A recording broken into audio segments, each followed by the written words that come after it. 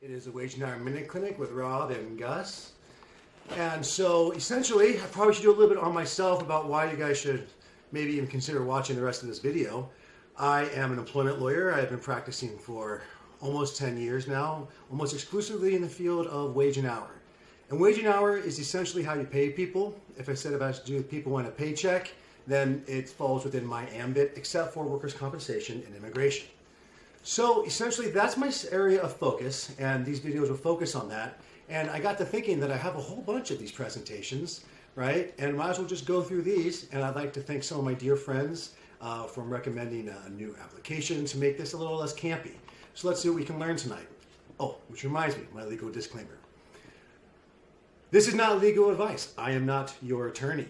This information is presented for informational and educational and entertainment purposes only.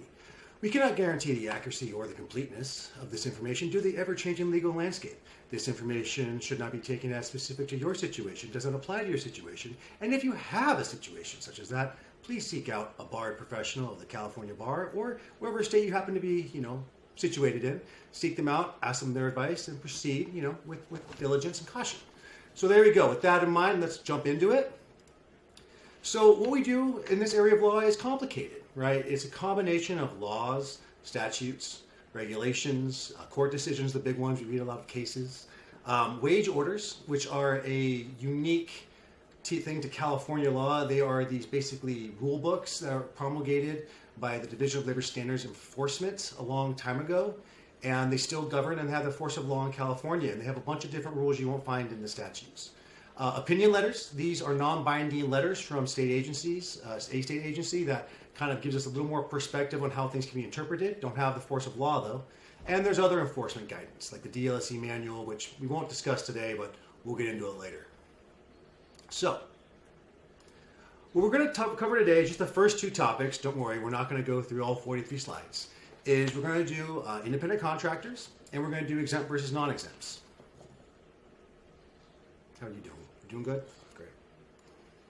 So independent contractors is a law that was passed a couple years back now. It was a codification of a case called Dynamex. And essentially what that case put forward was a three-part test that in order to demonstrate that someone with whom you have a contractual relationship is an independent contractor, you must disprove all three of these elements. And that's unique. Well, it's not unique, it's rare. And so what happens is that in law, typically, the person who brings the claim has to prove the claim. But in these types of situations, if someone sues and says, oh, I was misclassified, then the burden of persuasion shifts to the employer to prove these three elements. And they're kind of what you would expect them to be, but there are some nuances.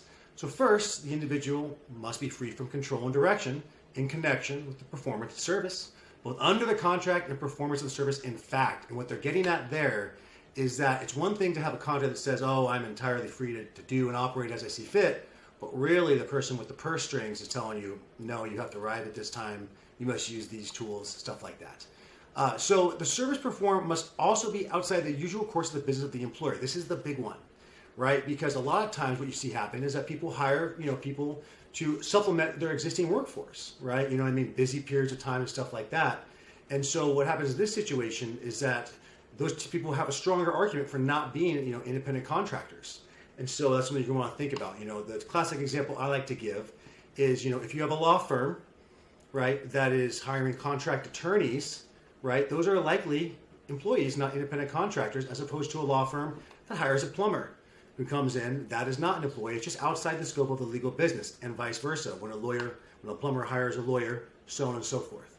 And the last one is that the individual must be customarily engaged in independent established trade, occupation, profession. So this person must actually do this for a living, right? And so that is another kind of hurdle you have to kind of look at and get over. And the point is, if you can satisfy this test, then most of what I'm going to talk about for the balance of this presentation does apply to you.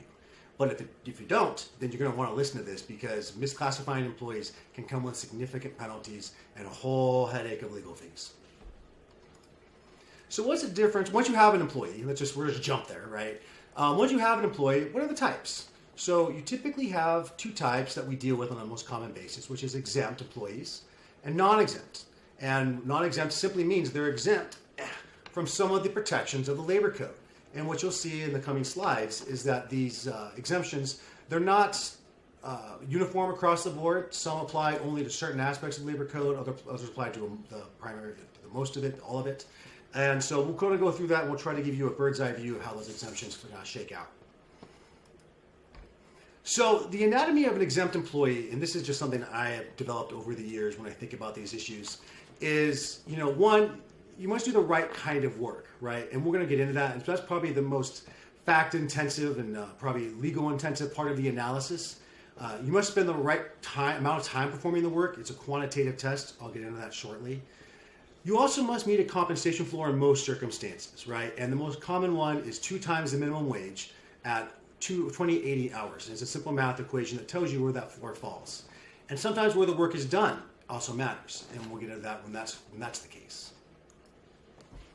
So here's a partial taxonomy of the type of classifications we see on a regular basis. You have your white collar, you have your sales, and you have a bunch of miscellanea. For example, there's a camp counselor exemption that's lived rent-free in my head forever, but we don't see it that often. A computer professional, however, is something we do see on a regular basis.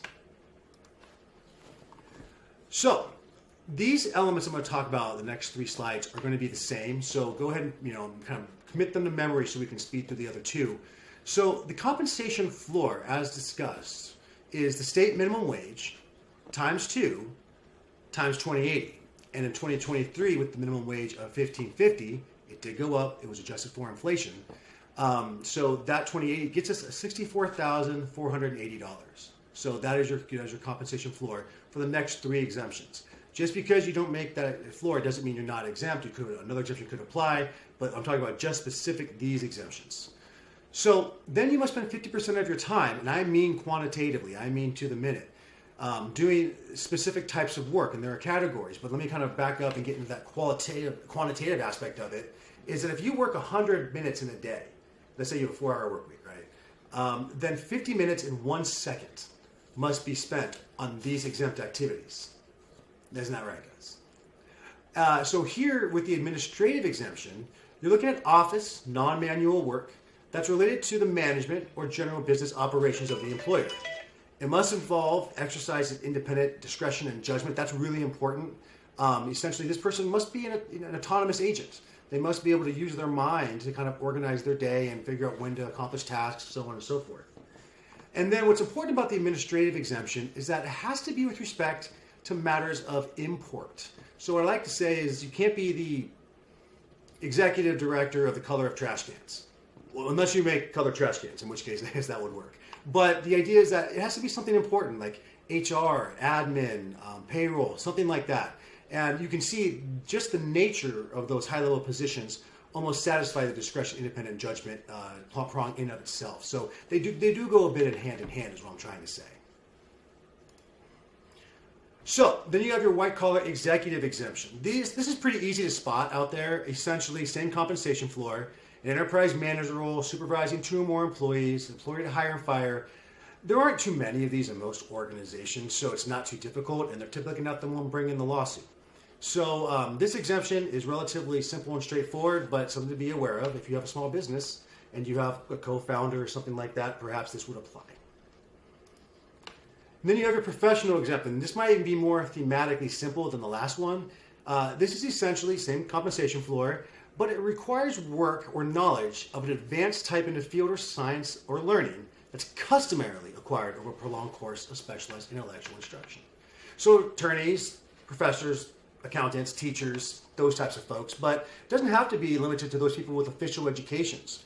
Really, any prolonged, course of study could give you a good shot at meeting this exemption.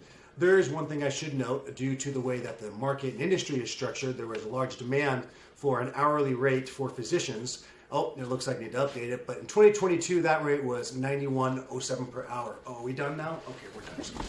Okay. So, and again, a good example of why I am not your attorney today. It is 2023 at the date of this recording. So what you're going to want to do is go find a licensed attorney if you want to employ a physician on an hourly basis, and make sure you get the proper hourly rate.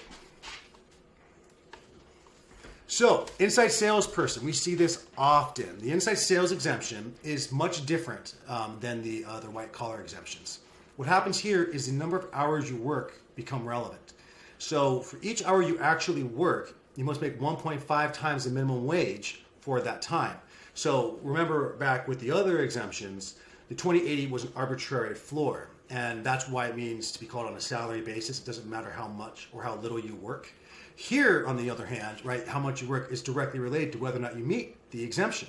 And by that I mean, let's say the minimum wage was $10 an hour. It is not. But if it were, then you would have to make $15 an hour for every hour you actually work for this to apply. Also, half of that $15 per hour, would have to come in the form of commissions or a guaranteed draw. And commissions have a very specific definition under California law. And of course, there's still continuing debate about what commissions are and how they're characterized. But again, that's why we have jobs over here. So obviously the nature of the work involves selling a product or service. Shocker, right? But there is a nuance you guys should be aware of, is that when you meet this exemption, you have to meet it each pay period. So someone who doesn't meet the exemption, let's say they have a bad sales month, right? They could fall out of the exemption because either they didn't make the 1.5 times the minimum wage, or because 50% of their compensation didn't come in the form of commissions. Either one, you fall out. So this becomes a very difficult administrative thing to navigate and monitor to get it right, because when these people fall under or out of the exemption, you have to start paying overtime. And more importantly, you might start paying overtime true-ups, which is a whole thing for a different presentation. Part of this one actually, but probably part 3 or 4.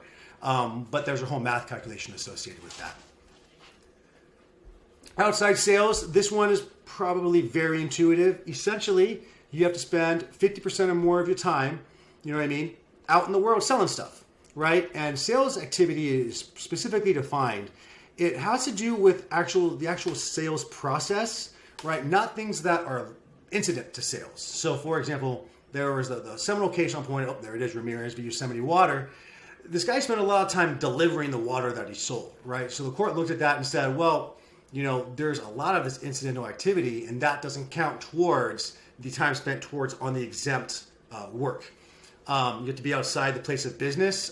There have been some interesting cases that have come down recently, talking about what it means to have a locus of control in the employer, but that again is a question for your lawyer. And then it must be determined from the realistic job requirements. So what that's trying to get at is sometimes you have job descriptions that don't mirror reality. And so with those job descriptions, the court's going to look at more than just what's on the job description. They're going to actually look at the facts and see how things are actually performed and whether or not that job description has a reasonable approximation of how the job is actually done. So what's cool about this exemption, though, is you get exempt from a lot of stuff, right? So minimum wages, meal and rest breaks, time records, really, it's a very broad exemption. And there's a whole history behind it and about why it's not covered by the wage orders. But if this series continues, perhaps I'll get into that.